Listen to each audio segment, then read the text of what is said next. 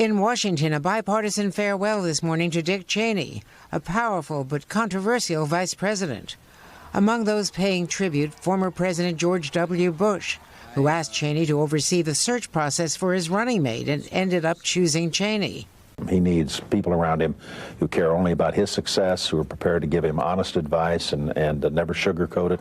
Also speaking, Cheney's daughter Liz, who lost her seat in Congress after helping lead the January 6th committee investigating the storming of the Capitol.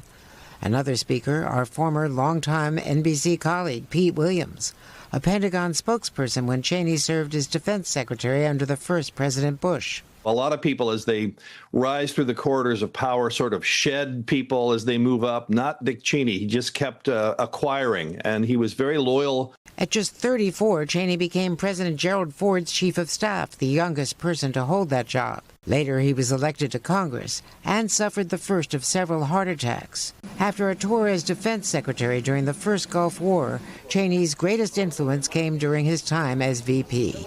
So help me God. In the aftermath of 9/11, Cheney was criticized for controversial surveillance and interrogation tactics, and for the war against Saddam Hussein.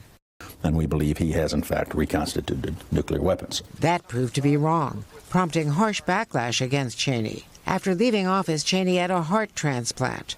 Last year, he endorsed Democratic Vice President Kamala Harris over his fellow Republican Donald Trump. In our nation's 246-year history, there has never been an individual who is a greater threat to our republic than Donald Trump. Now today, a tribute for a man who devoted most of his life to public service. I learned from him the importance of having the courage of your convictions.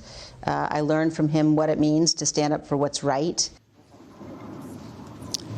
As of this morning, President Trump has not said a word publicly about Dick Cheney since his death.